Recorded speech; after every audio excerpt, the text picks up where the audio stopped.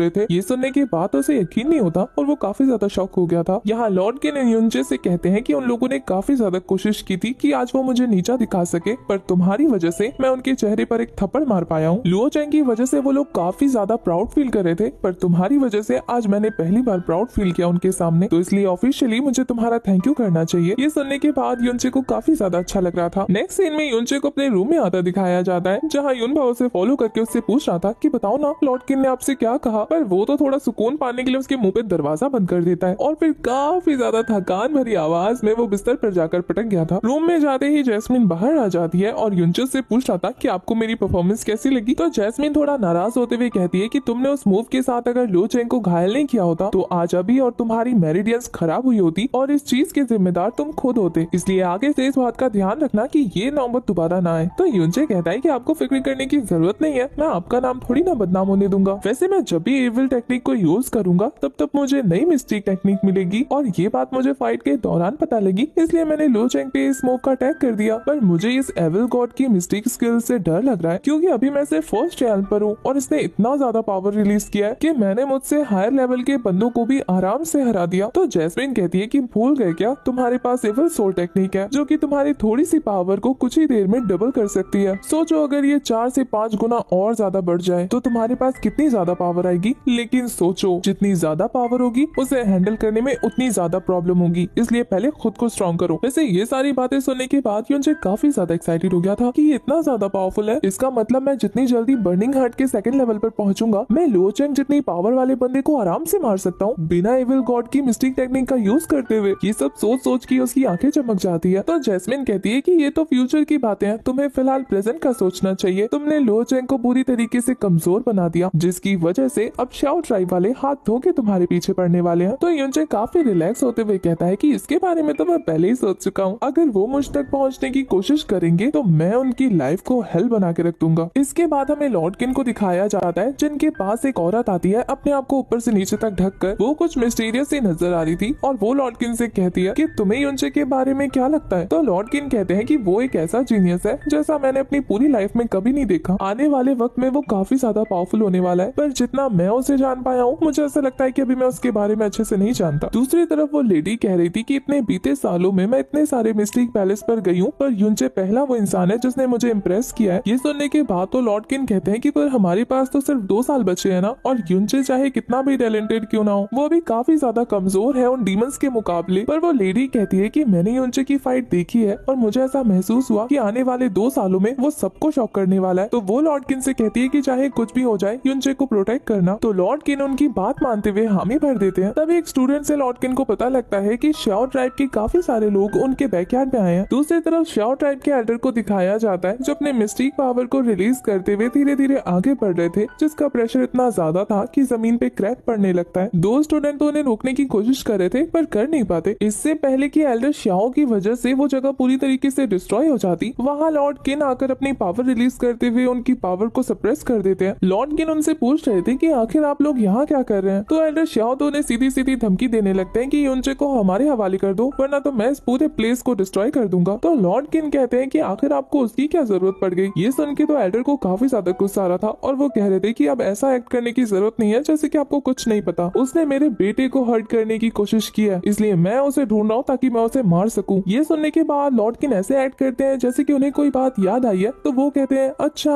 आज आप नहीं आ पाए थे ना बैंक्वेट में, क्योंकि शायद आपकी तबीयत खराब थी, इसलिए शायद आपको पूरी बात पता नहीं है कि वहाँ पर क्या हुआ था। तो मैं आपकी गलतफहमी दूर करते हुए कहता हूँ कि आपके बेटे और युनचे के बीच में ये बात अच्छे से डिसाइड हो गई थी कि फाइट में चाहे किसी को कुछ भी हो जाए इसके लिए कोई भी सामने वाले को ब्लेम नहीं करेगा। और वहाँ पर मौजूद सभी 7 सेक्ट वालों ने ये बातें सुनी थी, यहाँ तक कि आपके एल्डर ने भी ये बातें सुनी थी, ये भी इस चीज के विटनेस है। आप चाहे तो उनसे पूछ सकते हैं। ये सुनने के बाद एल्डर शाओ ने देखने लगते हैं। वो तो शर्म से अपनी गर्दन ऐसे छुपा रहे थे जैसे उन्होंने चोरी कर ली हो। तो एल्डर अपनी बात रखते हुए कहते हैं कि मुझे फर्क नहीं पड़ता कि उन्होंने क्या कहा था या क्या नहीं कहा था, मुझे तो बस वो लड़का चाहिए किसी भी हालत में, क्योंकि अब उसने मेरे बेटे की जिंदगी बर्बाद कर दी है, तो इसका बदला तो मैं उसकी जिंदगी बर्बाद करके लेने वाला हूँ। इस बात पे लॉर्ड किन कहते हैं कि क्या आप रिस्पॉन्सिबिलिटी लेने वाले हो उन सारे स्टूडेंट्स की जिन सारे स्टूडेंट्स को आपके सेक्ट वालों ने मार डाला, क्योंकि इस तरीके की फाइट पास्ट में बहुत सारी हुई है और उसमें सिर्फ शाओ सेक्ट जीतता है। पर एल्डर इस बात को पूरी तरीके से नकार देते हैं, क्योंकि उन्हें तो बस युनचे चाहिए था किसी भी भी कीमत में। वो कहते हैं कि उसे मेरे हवाले कर दो, मैं यहाँ से चुपचाप चला जाऊंगा। उनकी बातें सुनने के बाद लॉर्ड किन कहते हैं कि जब आप ही ऐसा चाहते हैं तो मैं फिर पीछे क्यों हटूं। ये बोलने के बाद वो अपनी पावर रिलीज करने लगते हैं। उनका कहने का मतलब ये था कि अगर शाओ ट्राइब वाले पीछे नहीं हटेंगे तो वो फाइट करने को भी तैयार है, पर वो अपने स्टूडेंट को किसी भी कीमत में इन लोगों को नहीं देने वाले। अगर तो उन्हें युनचे चाहिए तो उन्हें पहले लॉर्ड किन से फाइट करनी होगी। ये बोलते हुए वो काफी ज्यादा खतरनाक लग रहे थे, पर यहाँ शाओ ट्राइब के एल्डर हंसते हुए कहते हैं कि अगर आप ऐसा ही चाहते हैं तो ऐसा ही सही। ये बोलकर वो भी अपनी पावर रिलीज करने लगते हैं। एल्डर उनकी पावर को अपने मिस्टिक पावर से ब्लॉक कर रहे थे और इस एपिसोड के स्टार्टिंग में दिखाया जाता है कि शाओ ट्राइब के वो एल्डर अपने मिस्टिक पावर को रिलीज करते हुए अपने स्पेशल बर्ड से लॉर्ड किन पे अटैक कर देते हैं। लॉर्ड किन भी अपने आइस मिस्टिक पावर का यूज करके उनके अटैक को ब्लॉक कर रहे थे। ये अटैक्स इतने ज्यादा पावरफुल थे कि इसके पावर के प्रेशर में बाकी सारे लोगों को बहुत बुरी तरीके से चोटें आती हैं। दोनों ही एल्डर्स पावर के मामले में बराबर पोजीशन पे थे। तो ये देखने के बाद लॉर्ड किन कह रहे थे कि आपको यहाँ से चले जाना चाहिए, क्योंकि अगर आप इस फाइट को कंटिन्यू करेंगे तो मुझे नहीं लगता कि आप इस वक्त जीत सकते हैं। वैसे ये बात सच थी, इसलिए शाओ ट्राइब के एल्डर कहते हैं कि बेशक आप शाओ ट्राइब को कुछ नहीं समझते, पर क्या आप शाओ ट्राइब के जनरल से भी पंगा ले सकते हैं, क्योंकि मेरा बेटा शाओ ट्राइब के जनरल का सन इन लॉ बनने वाला था, पर तुम्हारे स्टूडेंट युनचे के बदौलत मेरे बेटे की पूरी लाइफ खराब हो चुकी है। अब बताओ इसके लिए कौन पे करेगा। ये सुनने के बाद तो वो मिस्टीरियस वुमन भी शॉक हो जाती है जो छुप के उनकी बातें सुन रही थी। शाओ ट्राइब के एल्डर लॉर्ड किन से कहते हैं कि मुझे नहीं पता कि आप उस लड़के को बचाने की कोशिश क्यों कर रहे हैं, जबकि उसे तो आपके सेट में ज्वाइन हुए 2 दिन भी नहीं हुए, और मुझे नहीं लगता कि ऐसे स्टूडेंट के लिए आप अपने पूरे ट्राइब को खत्म करना चाहेंगे। उसकी बातें सुनने के बाद लॉर्ड किन सच में काफी ज्यादा परेशान हो जाते हैं। वो उनसे कह रहे थे कि क्यों ना हम इस पर कुछ बीच का हल निकाले, जिसके लिए शाओ ट्राइब के एल्डर भी मान जाते हैं। यहाँ लॉर्ड किन उन्हें कह रहे थे कि 10 दिनों तक मैं ये ट्राई करूंगा कि मैं उस लड़के को अपने सेक्ट से बाहर निकाल दूं, जिसके बाद वो हमारे सेक्ट का स्टूडेंट नहीं रहेगा, और उसके बाद आप उसके साथ कुछ भी कर सकते हैं। इससे हमारे सेक्ट की बदनामी नहीं होगी कि वो अपने स्टूडेंट को बचा नहीं पाए। पर मेरे 10 दिनों तक फोर्स करने के बावजूद भी वो मेरे सेक्ट को छोड़कर नहीं गया, तो फिर उसे प्रोटेक्ट करने के लिए अगर मुझे आप लोगों के साथ फाइट भी करनी पड़ी तो मैं फाइट जरूर करूंगा। उनकी ऐसी बातें सुनने के बाद शाओ ट्राइब के एल्डर कहते हैं कि ठीक है, फिर मैं 10 दिनों तक वेट करूंगा। आशा करता हूँ कि हमारी दोस्ती ऐसी ही बनी रहे। वो इनडायरेक्टली इन्हें धमकी दे रहे थे कि 10 दिनों तक उसे बाहर निकाल ही लेना। उनके वहाँ से जाने के बाद ये सभी लोग काफी ज्यादा परेशान नजर आ रहे थे। वहीं दूसरी तरफ वो मिस्टीरियस वुमन भी कुछ सोचते हुए वहाँ से निकल जाती है। दूसरी तरफ हमें इन सारे कारनामों से बेखबर युनचे को दिखाया जाता है, जो बैठकर एक काफी पावरफुल पिल रिफाइन कर रहा था। जब उसकी रिफाइनिंग कंप्लीट हो जाती है तो वो उस पिल को दिखाने के लिए जैस्मिन के पास पहुंच जाता है, पर वहाँ जाके जनाब देखते हैं कि जैस्मिन मैडम आराम से सो रही है। जब वो उसके पास पहुंचता है तो वो उसे ब्लैंकेट उड़ा देता है, पर तभी देखता है कि वो रो रही है। ये देखने के बाद वो तो उसकी प्राइवेसी ना भंग करते हुए वहाँ से चुपचाप निकल रहा था, पर जैस्मिन उसका हाथ पकड़ के ऐसे बिहेव करती है जैसे कि वो उसका भाई है। उससे नींद में लग रहा था कि ये उसका भाई है जो उसे छोड़ के जा रहा है। तो युनचे ने वहीं ठहरने का प्लान किया था, पर उतने में मैडम की नींद खुल जाती है और वो तो उसे धक्का मार के कह रही थी कि तुम यहाँ क्या कर रहे हो, क्या मैंने तुम्हें कहा था कि ब्लैंकेट लाके मुझे कवर करो। वो तो मना कर रहा था। तो ये कहती है फिर यहाँ आने का रीजन बताओ। तो वो अपने पास से वो पिल निकाल के दिखाता है जो उसने रिफाइन की थी, और जैस्मिन से कह रहा था कि उस शाओ ट्राइब के लोगों से निपटने का एक आइडिया है मेरे दिमाग में, और फिर अपने ही खतरनाक आइडिया को सोच सोच कर मनी मन इतनी जोर जोर से हंस रहा था ना। इससे पहले कि वो अपना आइडिया जैस्मिन से शेयर कर पाता, बाहर उसके डोर पे कोई नॉक करने लगता है। ये देखने के बाद तो वो बड़बड़ाते हुए जा रहा था कि आधी रात को भी चैन नहीं है, पता नहीं कौन आ गया परेशान करने के लिए। पर दरवाजा खोलते ही उसे नजर आती है सीनियर लेंशुए। तो उन्हें देखने के बाद तो जनाब की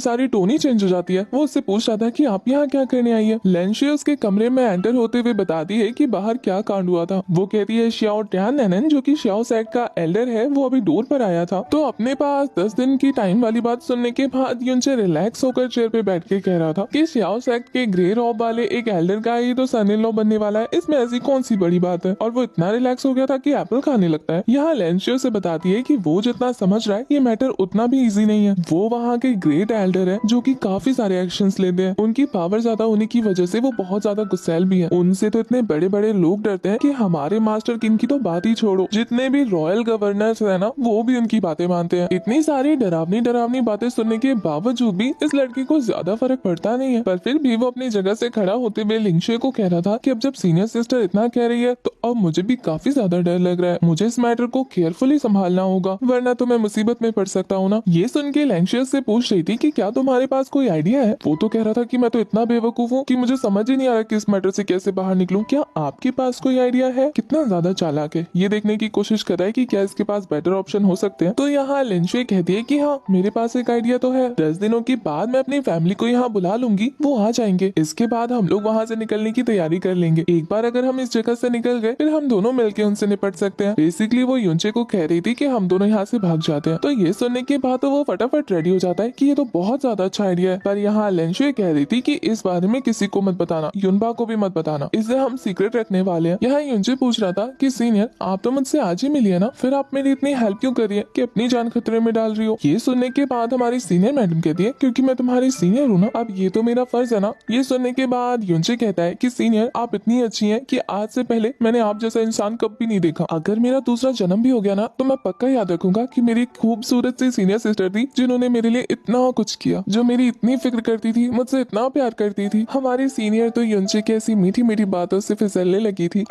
शर्माने लगी थी। इतनी शर्मा जाती है कि बेचारी वहाँ से भाग ही जाती है। यहाँ जैस्मिन बाहर आते हुए कहती है कि क्या बात है, 10 दिनों में हीरोइन हीरो को किडनैप करके लेके जाने वाली है। वो तो कह रहा था कि मास्टर आप भी ना ऐसे मत बोलिए, वो तो मेरी हेल्प कर रही है ना। तो जैस्मिन मैडम का कहना था कि ऐसी भी क्या खास बात है तुम में जो वो तुम्हारी हेल्प करने को रेडी हो गई। तो वो टशन मारते हुए कहता है कि मैं हूँ ही इतना हैंडसम कि सारी लड़कियां फिदा हो जाती है और हेल्प करने आ जाती है, इसमें मेरी क्या गलती है। वो तो उसे अजीब अजीब से वर्ड्स बोलने लगती है। इसके बाद यूनचे फिर से बेस बदल कर उसी ट्रेजर वाले शॉप में जाता है। शॉपकीपर उसे वहाँ देखने के बाद उसकी खातिरदारी करने वाला था कि आप अंदर जाके रूम में बैठिए, मैं आपके लिए चाय कॉफी लेकर आता हूँ। पर यूनचे फिर से उसके सामने वो ड्रैगन पिल रखने की बात कह रहा था कि मुझे इसे सेल करना है। ये सुनने के बाद वो शॉपकीपर कह रहा था कि मैंने आपको पहले कहा था ना कि इतने पैसे नहीं है। पर इस बार यूनचे को वो पिल बेचने के लिए कोई दूसरा ऑफर देना था और ये ऑफर वो उसके कानों में बताता है, जिसे सुनने के बाद ये जनाब काफी ज्यादा खुश होते हुए कहते हैं कि ठीक है मैं तो इस ऑफर के लिए बिल्कुल रेडी हूँ। यूनचे तो वो पिल वहाँ रखने के बाद वहाँ से जा रहा था, फिर तभी उसकी नजर पड़ती है एक वुडन खटोला पर, जिसे देखने के बाद वो शॉपकीपर से पूछ रहा था इसका रेट कितना है। वो शॉपकीपर तो काफी ज्यादा शॉक हो जाता है ये कहते हुए कि थोड़ा एक्सपेंसिव है। तो यूनचे कहता है कि मेरे पास पैसों की कमी है क्या, तो वो अपना एक कार्ड निकाल के दिखाने लगता है। इसके बाद यूनचे को मार्केट में दिखाया जाता है, वही भेस बदलकर अपने पास एक बैनर लेके घूम रहा था जिसमें वो खुद को वहाँ का काबिल डॉक्टर घोषित कर रहा है। आसपास के लोग तो उसके हुलिये को देखकर डिस्गस्टिंग फील कर रहे थे और इस जनाब की हरकतें भी कुछ वैसी ही थी। वहीं मार्केट में शाओ ट्राइब के 2 स्टूडेंट को दिखाया जाता है जो अपने यंग मास्टर के लिए डॉक्टर ढूंढते फिर रहे थे। उनकी नजर यूनचे पे पड़ती है तो सोचते हैं कि शहर के सारे डॉक्टर को तो हम खंगाल के देख ही चुके, क्यों ना इसे भी लेकर जाएं। इसके बाद तो हमें यूनचे को दिखाया जाता है जो उन दोनों स्टूडेंट के साथ शाओ ट्राइब जा रहा था और मन में सोच रहा था कि यूनचे अब तुम्हारे एक्टिंग स्किल्स दिखाने का टाइम आ गया है। शाओ ट्राइब माउंटेन की चोटी पर स्थित था तो काफी सारी चढ़ाई करने के बाद वो फाइनली वहाँ तक पहुँच जाते हैं, जहाँ जाने के बाद उन्हें नजारा दिखता है कि अलग अलग डॉक्टर्स को चेक करने के बाद वहाँ के एल्डर उन्हें उठा उठा के फेंक रहे थे क्योंकि वो उनके बेटे का इलाज जो नहीं कर पा रहे थे। और ये देख के उन्हें गुस्सा आ रहा था कि कैसे काबिल डॉक्टर है, ये तो एक कूड़े के बराबर है। ये नजारा देखने के बाद तो वो दोनों स्टूडेंट्स भी बुरी तरीके से डर रहे थे कि पता नहीं अगला नंबर उनका ना हो। तो वो काफी हिम्मत करने के बाद यूनचे को बाहर रुकने का बोलकर खुद अंदर जाकर एडल्ट्स को आगाह करते हैं कि वो अपने साथ एक डॉक्टर को लेकर आए हैं, जिस डॉक्टर का इंट्रोडक्शन वो ऐसे दे रहे थे कि वो बहुत ज्यादा फेमस और मिरेकल डॉक्टर है। यहाँ अपनी तारीफें सुनने के बाद तो यूनचे फटाफट अंदर आ जाता है और अंदर आकर ऐसे पागलों की हरकतें कर रहा था ना, जिसे देखने के बाद वहाँ पर मौजूद शाओ लियो चेंग के फादर, शाओ सेक्ट के एल्केमिस्ट और लियो चेंग के अंकल जो उसके साथ फाइट में गए थे, वो तो सोच रहे थे कि ये कौन सा नमूना है जिसकी ऐसी पागलों जैसी हरकतें हैं। यहाँ लियो चेंग के फादर तो उन दोनों बच्चों को डांट रहे थे कि वो कैसे डॉक्टर को उठा के लेकर आए हैं। डर के मारे तो उन दोनों स्टूडेंट्स की हालत खराब हो रही थी और यहाँ लियो चेंग के फादर काफी गुस्से में अपनी मिस्टिक पावर को रिलीज करके उन दोनों पर अटैक करने वाले थे। तो यूनचे उन्हें रोकने के लिए इस बात को नोटिस करते हुए ऐसे एक्ट करने लगता है जैसे कि वो उस एल्केमिस्ट के पास रखे हुए पत्थर को देखकर काफी ज्यादा एक्साइटेड है। वो तो उस एल्केमिस्ट के हाथ से वो पत्थर लेते हुए कह रहा था कि ये पर्पल बीट अजूरे स्टोन है ना, इस स्टोन के अंदर से काफी पावरफुल पर्पल ऑरा निकल रहा था, जिसे देखने के बाद यूनचे कह रहा था कि इसे थोड़ा और प्योरीफाई करने की जरूरत है, इसे 6 मिनट तक और प्योरीफाई करने की जरूरत थी, फिर तो ये बिल्कुल प्योर हो जाता, पर अफसोस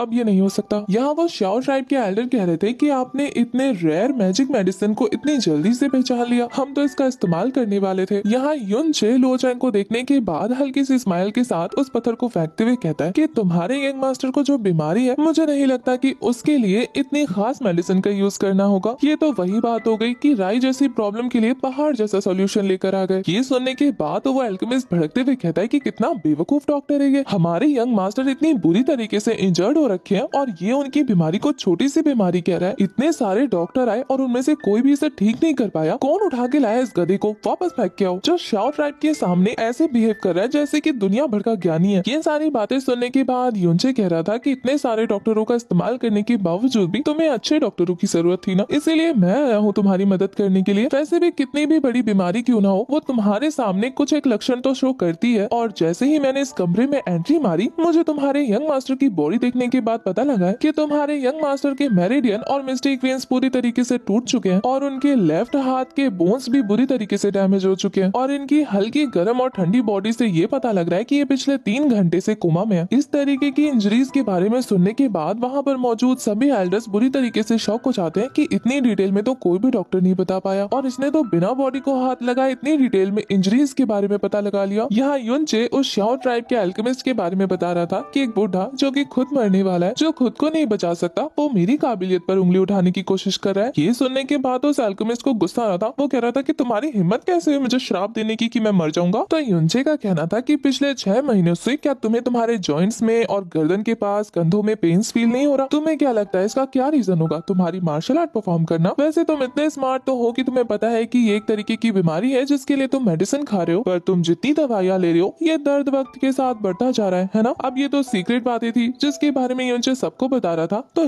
ये सुन के उस अल्केमिस्ट को काफी ज्यादा गुस्सा आ रहा था कि इसे कैसे पता लगा। यहाँ युनचे कहता है कि मुझे तो ये भी पता है कि तुम्हें एक रेड कलर के स्नेक ने काटा था। तुम्हें लगा कि ये कोई आम सा रेड लाइन का स्नेक होगा, पर क्या तुम्हें पता है कि वो 7th रैंक का स्नेक था जो बहुत ही रेयर पाए जाते हैं और उनका जहर बॉडी में लंबे समय तक टिक जाता है। ये बात अल्केमिस्ट को बिल्कुल नहीं पता थी, तो वो ये सुन के काफी ज्यादा शॉक हो जाते हैं। यहाँ युनचे बता रहा था कि उस स्नेक का जहर कुछ ऐसा है कि उस पर अगर वार्म फायर की दवाइयाँ यूज की जाए तो वो आग में पेट्रोल डालने का काम करती है, और वही इतने महीनों से हमारे अल्केमिस्ट कर रहे हैं। तो यहाँ युनचे का कहना था कि तुम अपने मौत की तैयारी खुद कर रहे हो, तो तुम नहीं मरोगे तो कौन मरेगा? ये सुनने के बाद तो अल्केमिस्ट डर के मारे अपने घुटनों पर आकर कह रहे थे कि डॉक्टर मुझे बचा लीजिए प्लीज। ये देखने के बाद लो चैंग के अंकल उसे उठाकर बाहर फेंक देते हैं कि पहले यंग मास्टर का इलाज करवाएंगे या तुम्हारा। अपनी बीमारी को इतना ज्यादा तवज्जो दे रहे हैं जबकि यंग मास्टर इतनी सीरियस कंडीशन में है। युनचे तो उसकी भी नब्ज पकड़ते हुए कहता है कि तुम्हारी हालत इतनी ज्यादा खराब है और फिर भी तुम दूसरों के बारे में इतना सोच रहे हो, जबकि तुम्हें पता है ना कि तुम अपनी इस हालत से बुरी तरीके से थक चुके हो। ये एल्डर तो हैरान परेशान हो रहे थे कि आखिर युनचे किस बारे में बात कर रहा है, पर युनचे का कहना था कि तुम अपने गर्दन और शोल्डर को ठीक करने के लिए पिछले कुछ महीनों से दवाइयाँ ले रहे हो ना, पर बहुत ज्यादा कोशिश करने के बावजूद भी थोड़ा सा भी असर नहीं हो रहा। खुद को इतना ज्यादा फोर्स करने के बावजूद तुम्हारे गर्दन और नेक में बहुत ज्यादा पेन रहता है। ये सुन के तो ये एल्डर कह रहे थे कि हाँ आप सही कह रहे हैं, ऐसी बात है। यहाँ युनचे कह रहा था कि तुम्हारा ऐसे करने की वजह से तुम्हारे जो गर्दन की वेन्स है वो पूरी तरीके से डैमेज हो चुकी है। ये बातें वो काफी ज्यादा गुस्से में कर रहा था। वो कहता है कि इस वजह से तुम्हारी मिस्टिक पावर यूज करने में भी तुम्हें बहुत ज्यादा मुश्किल होती है ना। अगर ऐसा ही चलता रहा तो कुछ सालों में तुम बिल्कुल एक यूजलेस पर्सन बन जाओगे। ये सुनने के बाद तो वो एल्डर बुरी तरीके से परेशान होने लगते हैं। वो तो घबराते हुए कह रहे थे कि मेरे के डॉक्टर प्लीज मेरी जान बचा लीजिए। अभी थोड़ी देर पहले किसी और को उठा के इसी वजह से फेंका था ना, क्योंकि वो पहले खुद को बचाने की बात कर रहा था। यहाँ युनचे थोड़ा भाव खाते हुए कहता है कि ठीक है, अब जब आप इतना कह रहे हैं तो मुझे बस थोड़ा सा टाइम लगेगा। वैसे ये प्रोसेस लंबा है, धीरे धीरे आपकी बॉडी पर इसे करते रहने से आप बिल्कुल ठीक हो जाएंगे, पर अभी मैं आपको डेमो दे देता हूँ। ये बोलने के बाद वो अपनी मिस्टिक पावर को रिलीज करते हुए कुछ एक्यूप्रेशर टेक्निक का यूज करता है उसके शोल्डर और नेक के पास। ऐसा करने की वजह से एल्डर को पेन तो बहुत ज्यादा हो रहा था, पर वो थोड़ी ही देर में अपनी गर्दन और अपने शोल्डर को बहुत ही कंफर्टेबली मूव कर पा रहे थे। यहाँ तक कि उनकी मिस्टिक पावर भी काफी अच्छे से स्मूथली रिलीज हो रही थी। ये देखने के बाद तो बाकी दोनों एल्डर्स भी बुरी तरीके से शॉक हो जाते हैं। ये सब देखने के बाद शाओ ट्राइब के उस अल्केमिस्ट को लग रहा था कि हमारा युनचे इस कॉन्टिनेंट का सबसे महान डॉक्टर है जो कि सदियों से छुपा बैठा है, जिसकी आइडेंटिटी किसी को पता नहीं है। उसे माउंट ताई के नाम से जाना जाता है। वो तो सोच रहा था कि हमारा युनचे वही है, और यही सोचकर वो उससे माफी मांग रहा था कि वो उसके पहचान नहीं पाया। यहाँ लो चैंग के फादर आकर उस एल्डर से पूछ रहे थे कि आखिर कौन है माउंट ताई, क्या ये इतना ही ज्यादा पावरफुल है? तो वो अल्केमिस्ट धीरे से बताते हैं कि वो माउंट ताई ब्लू वाइंड एम्पायर के सबसे फेमस डॉक्टरों में से एक है। मैंने सुना है कि हजारों सालों की प्रैक्टिस के बाद और रिसर्च के बाद वो इतने ज्यादा फेमस हो पाए हैं। उनके पास हर तरीके की बीमारी का इलाज करने का तरीका है। उनके तरीके इतने ज्यादा मिरेकल्स होते हैं कि सालों पुरानी बीमारियां भी यूं ठीक हो जाती हैं, और इस लेवल पे पहुंचने वाले ऐसे बहुत कम डॉक्टर हैं। मुझे लगता है कि ये उन्हीं में से एक है। अगर इन अल्केमिस्ट का यही हाल रहा तो आने वाले 10,000 सालों में ये इतने ज्यादा पावरफुल हो जाएंगे कि अपने एक उंगली के इशारे से लोगों को ठीक कर देंगे। इस तरीके की बातें सुनने के बाद युनचे भी काफी अच्छे से इतरा रहा था। दूसरी तरफ वो अल्केमिस्ट पूछ रहे थे कि मैंने इस महान डॉक्टर से ये नहीं पूछा कि आपका नाम क्या है। यहाँ युनचे कहता है कि चलो इनमें से कोई तो समझदार है जो मेरी कदर करना जानता है, और फिर वो उन्हें अपना नाम बताने लगता है जो कि था हुआंग फू। पता नहीं किसका सरनेम चुरा के बता रहा है। ये सुनने के बाद वो अल्केमिस्ट काफी ज्यादा शौक होते हुए कहता है कि कहीं आप वो इविल हार्ट सेंट हुआंग फू तो नहीं?